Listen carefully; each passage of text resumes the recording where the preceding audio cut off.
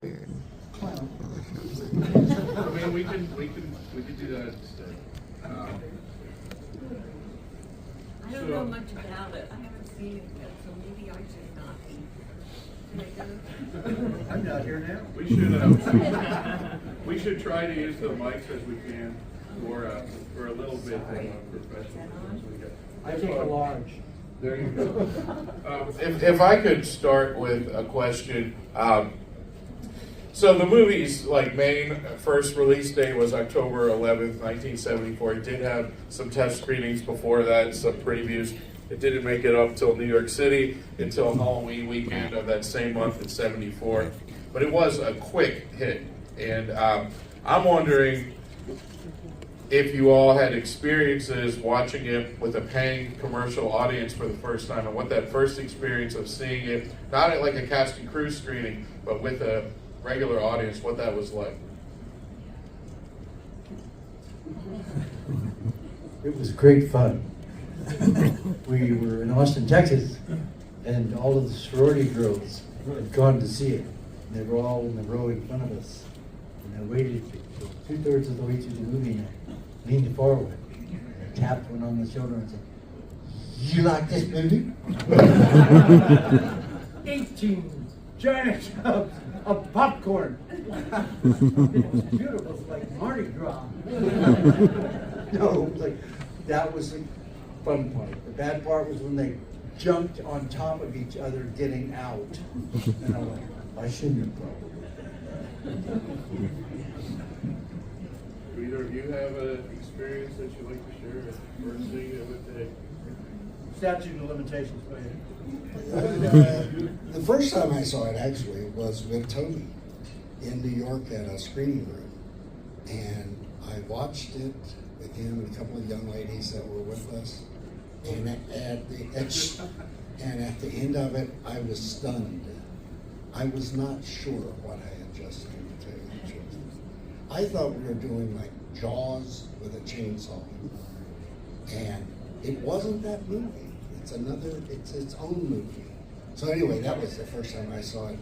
I didn't see it for years later with a paying audience. So I don't have any great stories about that. Maybe Terry does. I've got a great story for you, but it happened on the way to the paid thing with an audience. It was in October of '74. And my roommate and I had worked until 4 in the morning. We'd been working until we got off whatever. And so I don't know how we made it. I wrote this in the story on Pam's Instagram page. But as we were driving along in my Volkswagen bus, Dee looked over at me and she said, "Hitchhiker, want to pick him up?" What does he look like? And she said, "It's okay." So I pulled over there. Guy jumped into the car, hit me, got his backpack within, you could smell pot just coming into that van. He gets in and I'm driving along, no makeup, no lipstick, which is illegal in Texas. I don't know that. At any rate, as we're driving along, he starts talking to us. Fantastic movie last night. Oh my God. There was this chick on the meat hook, and he's looking at me, and I'm looking at her, and I remember I have no makeup on. After a moment, I finally turned around and I went, "Do I look familiar to you?" And the guy didn't know what I was talking about, right? He had no idea. And I said, "I'm the girl who did it." You can imagine that this guy was blown away. And I only wish I could run into him after that. But I have a feeling he might have had a shorter life because he would have contacted me, right? Okay. Now I'm going to tell you, just in the theater, so I'm going to get out of the way. I was not afraid of Leatherface. I was afraid I was watching these children in Regal Cinema in Tomball, Texas, running right into the popcorn boxes and the tickets and all that. And I am waiting for that moment when Pam gets up out of the swing.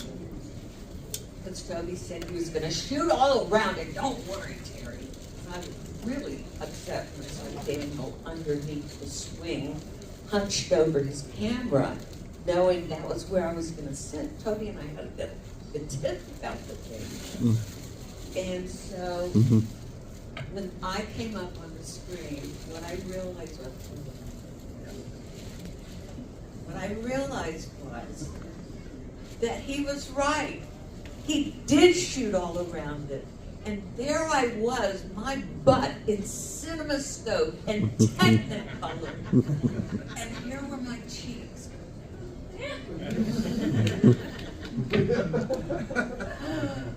You know, 1974 is a very, very different year than 2026.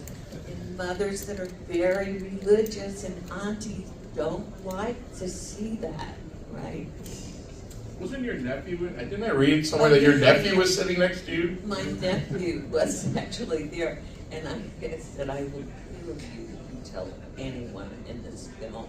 Because I'd never seen the film, you know, I was worried. You didn't go with, that's a stunt, but. That dolly shot is it's amazing. A lot of people think it's one of the best dolly shots in cinema.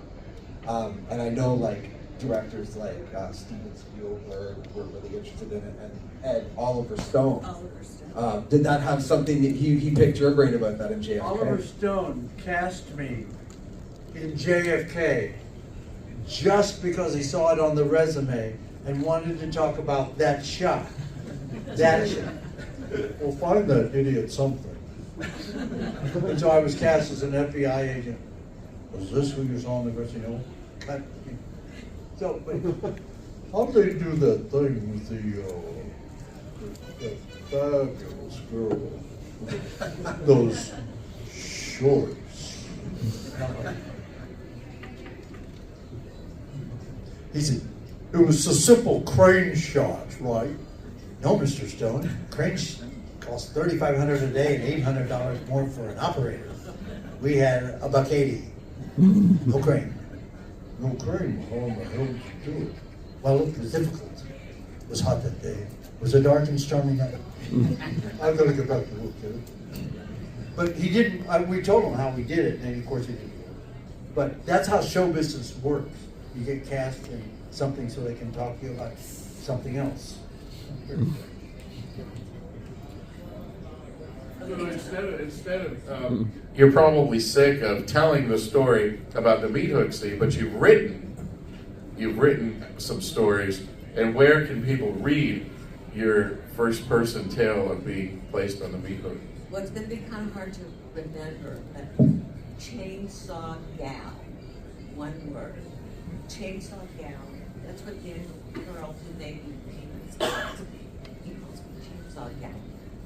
So if you go there, on August 24th, I posted who created and who was responsible for the meat hook shot, how it was done. And so it's August 24th, 2025. And you'll see me on the meat hook. So if you see any time that I write stories all the time. So you can go and find my stories.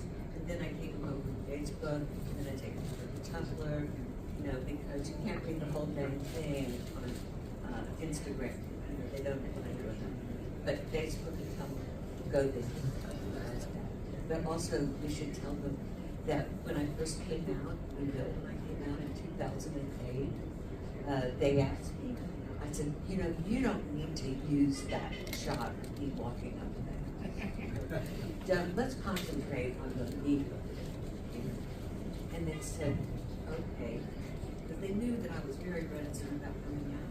And they said, Terry, have you watched your scenes? You know, and I said, you know, yeah. And he said, Terry, have you watched your scenes on YouTube? You know. And I said, oh, no. What's YouTube?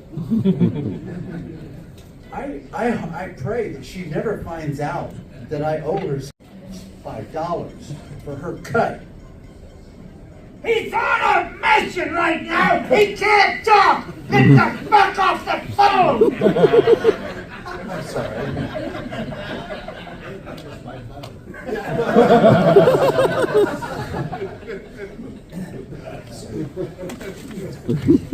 Well, what happens is people go, oh, Do we answer Mama's call?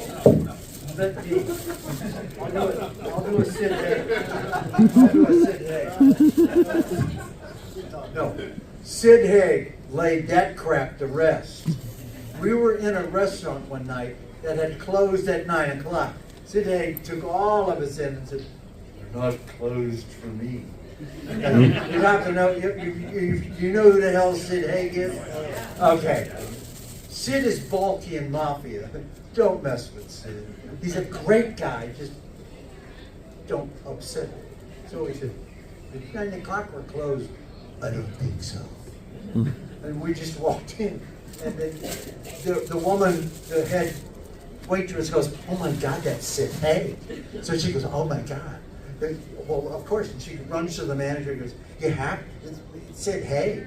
And the hitchhiker, we got to serve him. He goes, "Okay, are they gonna tip?" "Oh yeah, sure."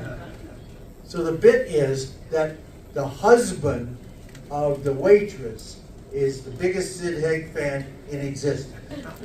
"Oh my God, could you call my husband and just say hello?" We knew what was going on. We went, Bobby, do I have real money? Sid goes, "Why, of course." "Is this Timmy?" And you could hear the guy on the phone. "Yes, it is. My wife said, this is Sid Haig?" "Yes, it is. I'd just like to tell you, this food isn't half as delicious as your wife's vagina."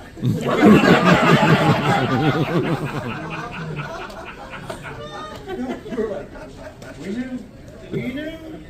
You can hear the guy go, "What?" I can't do the rest because some of you are young, but it went downhill from there. The woman is in, "I can't go home." Here's your husband. You can hear him going, "What the hell's going on over there?" So that's, okay, all right. I wanted to ask you guys about your theatrical background before you did Chainsaw. Ed and Bill, you guys knew each other, right, at University of Texas? We were roommates. You were roommates. For a while.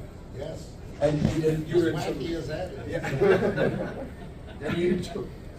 I was gonna say, how was it, Bill? It was great until the League of Decency closed us down.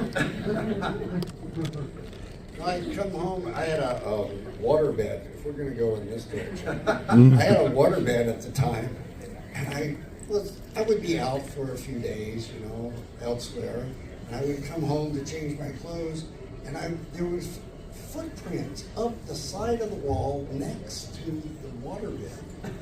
Ed has never explained to me, how did he get footprints on the wall? This is great new stuff. Would you like to tell us now? Well, actually, there were two size 7 footprints right here, and then size 12.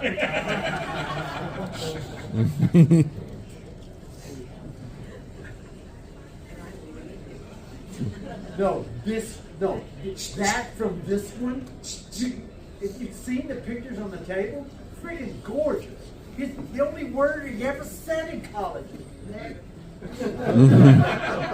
This guy, I get home, I said, "You can't put any more damn notches in the headboard. It's falling apart. There's wood all over the floor. You gotta stop." There's this. So you're college students, and there's this whole urban versus rural theme in the movie, fish out of water, whatever you want to call it. And you're all living in Austin, and now you're shooting this movie very much not in Austin. No, And so, you have to understand something. We were not film people. we were lesbians. Thespians. We were lesbians. We serious actors looked down on movie people. We memorized 2.5 hours of dialogue. Movie people, they have a little board with one sentence written on it, and they hold it up, and the camera's there, and they're looking at the board going, I have to go to the edge, Bob. And they could barely make it through one damn sentence with a board. We 2.5 hours of dialogue. So we make a movie. Oh, hell no. Yeah, we don't. Well, nobody will ever see it. And here we are. I guess what I was wondering is, you were living in a city and you're making this movie very much not in a city, and so the fish out of water, rural versus urban element in the story, that you were sort of living that yourselves while filming this in the middle of nowhere. What was that experience like at that age? You know what? Austin wasn't that big at the time. The tallest building was the tower at the UT. And I didn't know either of them. I didn't know anybody except... But you were serious. She was doing stage plays too. Oh, yeah, I was starring as Lizzie with Peter Bragg. The Rainmaker. And the Rainmaker. And I was having a ball. Was that He was so generous. It was Katharine Hepburn. Yeah. It's a great role. I'm still a spinster, so it must have been typecast, And Peter was such a generous actor. He was the guy from the Big Valley, Nick Barkley from the Big Valley. Some of you who are older might remember Barbecue Carl Stanley's, illegitimate son.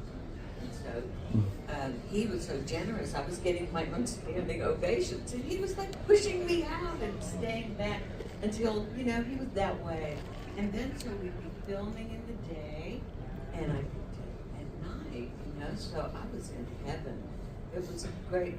I'd been doing a play, they'd seen my picture in the paper, they'd been to SMU to Rice and UT, and they hadn't found Pam yet. So when they saw me, I didn't want to do it because I thought, it's not a union, it's not Screen Actors Guild. And at that time, that was the big thing. You had to be in all the unions, it was a big deal. And those were goals that you set for yourself as an actor, And of course, I was thinking I might be the next Greta Garbo or something, And I certainly didn't know anything about meat hooks and chainsaws, and I didn't want to do it. But a good friend, Bob, who his dad owned all those barbecue places, and he had the naked women up on the walls at his home, and I was like, where they got the barbecue? Yeah. Anyway, so he told me, Harry, what do you got to do? Just go, So I lied. I called him and said, I'd really like to do your film. And he said, okay, we'll come in tomorrow night, same place. And it's where John Dugan and Lou Perryman were sharing the apartment, their office. And he said, and wear some short shorts. Red flag, red flag, red flag. So I wore my little white shorts with embroidered flowers going up the side on my bicycle, and bicycled over to read for them. And they called me the next day. Okay. Terry, I'm trying to imagine. She's got to tell them what you've been offered for those shorts. Oh, God. For real. I don't know how much I was getting paid. 6 figures. Yeah. From a Japanese guy. You forget that? Well, because it's so painful to, think that they took them and that we'd never seen them again. No. Yeah, but you're going to have to find a pair. Well, I write about that, so when you guys go to Instagram, you're going to enjoy Pam's stories because she tells you what she was really thinking that morning. She just wanted to feel it. So you'll enjoy the story. So. I was trying to imagine. So you were doing the Rainmaker at night, and I'm trying. Yeah. You on the porch where Gunnar grabs you and you scream. I'm assuming that wasn't done in just one take. You must have had no voice by the end of the day, and you perform in a play. Okay, so we started at 9 in the morning till 8:30 that night. I think we stopped at lunch, but I don't remember lunch. But I can tell you that Gunnar worked all day. It was at that time 350 pounds, and I was about 110, and he lifted me all day. It got to be about 8:30, and I lost my sandals when he did the thing in the door. I didn't want to get rid of those damn sandals because you remember he had me running across with Kurt when we were going. And you try running.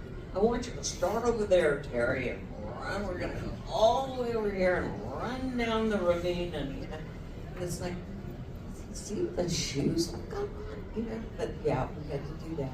Then at 8:30, we were losing the light, and no air conditioning, no fans, 95 degrees, hot, the lights and all that stuff. And I lost my voice, and Kim came around the corner with a bottle of Jack Daniel's Black, and I took one big slug, then I took another big slug to coat my, so that we could, Toby swore it was the last shot, God, I hope he's right. And so I did that one shot. We finished, I don't remember, Kim had to drive me home and to every day, come and pick me up, because I had a motorcycle. Couldn't drive it, well, insurance, all that stuff. And so I got home and I looked at the bathroom about 30 feet away, and I thought, oh my God, I'm going to get at the ball. I couldn't speak. I had no voice, and I was supposed to play Lizzie on stage for 3 hours the next night. And my understudy to go on instead of me, and I couldn't turn over. I was really upset because that was our life, and this was really important. So I was broken. I have a question for Mr. Babel. We've heard this story multiple times about Gunnar hitting you in the head, you tripping, and it looking so real that everybody freaked out and thought you'd been hurt. What's missing from that story is, hadn't that scene been rehearsed and set up, etc.? Like, what was it specifically about how that went down that caused everyone to react in that way? Well, it started out originally where I just walked up, I looked up, saw Gunnar, or Leatherface, for the first time, and he hit me right square in the forehead. I fell down, and that was the scene. I had heard an old saying, I think it comes from Jimmy Cagney. Anybody know Jimmy Cagney? No good actor dies quickly. And I thought, this is the end of the movie for me. I want it to last as long as possible. And also, I had always been a very physical actor. And so I finally got with Toby, and it was the first time we really collaborated on the whole movie. Before then, it was just, I would go up to Toby and say something about motivation, and he'd look at me with a very quizzical look on his face and say, just be yourself. No acting, just be yourself. And that was the extent of my direction. So finally it came up to the death, and I went to Toby and I had some ideas, and now he got excited. Now he wanted to talk to me. Now he wanted to share info. So I said, no, if he hits me on the side, then I flip and I can put blood in my mouth and I'll squirt that out as I'm flipping. And then he got all excited, blood spurting, okay, let's do this. When you fall down, you do your feet on the ramp. And I've been told by people who do EMT workers, that you get hit really hard in the head. That's exactly what happened. I don't know if Toby knew that, but it's a great bit in the whole thing, And then Gunner hit me again, and this time I'm laying there. Gunner, the hammer was foam rubber, of course, right? It still hit. He hit me. He was so pumped. He hit me so hard it broke all the blood vessels in my arm. Right. Then he picks me up like a rag doll and throws me into the room that they had made smaller. Right. It was like a big phone booth actually. And I smashed into the wall. Cut. Everybody ran into the room to see because it looked so good from the people just in the room that I knew that at that moment we had something, you know.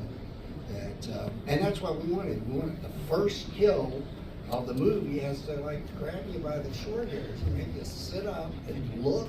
Now what is going to happen next? And I think we did that. It's interesting because here we have 3 actors that were in the bands. I'm not going to ask you if it's hot. Because we've heard that before. Yeah.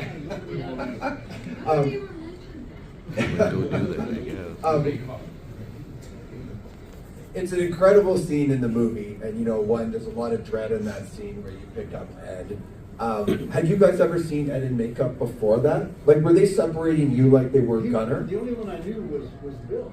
Oh, so you didn't know the others at all? No, it was wonderful because I'm doing all this weird stuff. And the character was based on my paranoid schizophrenic nephew, for real. I have one for real. And he does all that stuff.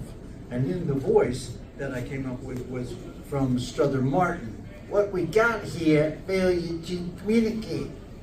Head cheese. So I just adopted the voice and melded it into the character. But they had never, you know, because there's no rehearsal in low budget movie making, not much of any.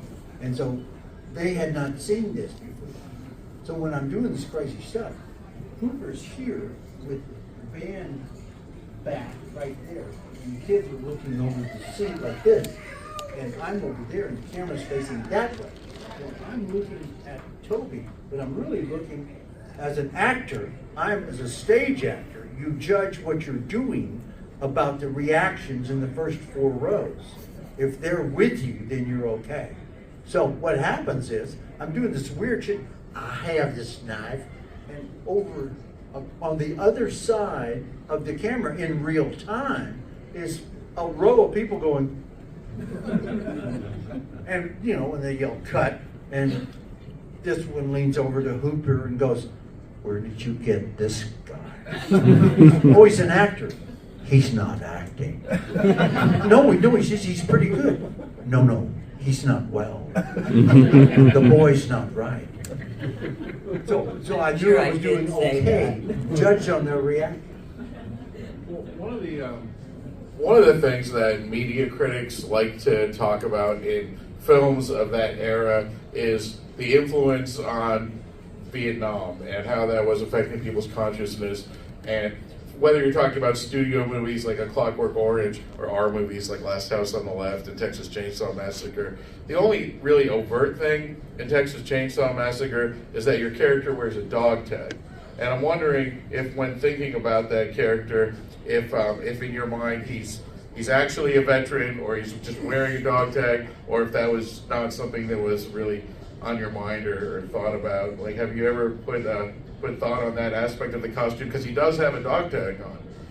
I had some wonderful PTSD therapists working with me at that time, and so I was okay. You know, but the short version is I moved troops through triple canopy jungle in Vietnam easier than making that film.